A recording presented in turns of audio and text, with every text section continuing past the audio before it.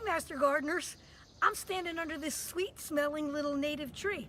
I must admit, the smell's not overwhelmingly sweet, but it is a nice, sweet, gentle fragrance coming from it. So this is our native fringe tree, also called old man's beard, and called that because of these cascading-like flowers that are somewhat beard-like.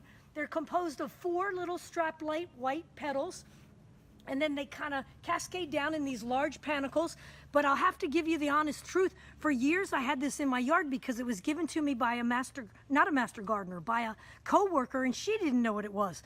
And for years I didn't know what it was. I want you to look at this leaf because it is a hard one to distinguish, because it doesn't have any outstanding characters that would say, oh, that's what that is. Just a simple leaf, opposite, no teeth on the margin.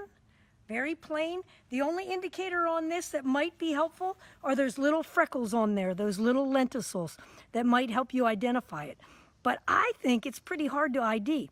But one characteristic that'll be a dead giveaway if you're at an ornamental garden and you see it in the late summer, it makes a lot of blue berries, dark blue-black, which are very decorative. The tree is always small. When it's grown as a tree, it's usually multi-stemmed, starts out as a shrub, and then it becomes a tree. It's an overlooked plant because I guess it starts as a shrub. I guess that's part of the reason. But really awesome in the fall months when it's got those dark berries on it. That can be really helpful for the identification aspect of it.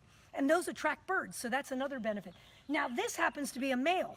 So you might say, oh, I want one of those. It's beautiful and got a fragrance. Yeah, it also has good fall color, golden, not golden, more of a yellow. So you say you want one, but do you want the girl or do you want the boy? Guess what? You can't choose, because usually when they're available in the nurseries, they haven't been sexed. Traditionally, it's mostly a dioecious tree, but they say sometimes it may not be. But so you can't tell what it is until you get them in your yard. The 2 I have in my yard appear to both be males because I've never gotten any of those nice berries on them before. So what are some other characteristics? It's a super cool native because it's native to zones 3 to 9, so it's bam, right in the middle of our zone area. So it's awesome. You're not going to get any freeze damage on it. Really dependable, flowering for you every single year. It typically will grow in a moist area. We have it here in Harford County in one spot here in the park down by the river. So it does prefer moist areas. It doesn't like really acid soil, but I must admit most of this property around here is acid and it's doing fine.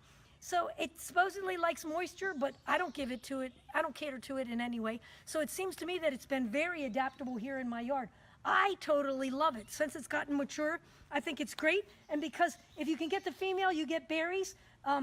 We're going to go see another one that's down in an area that's 25 years old, and my girlfriend says that she gets tons of berries on it. So I'd love to see how many insects you get. So it's considered multi-season interest because you get fall color and beautiful white beard flower. So hope you enjoy our beautiful native white fringe tree.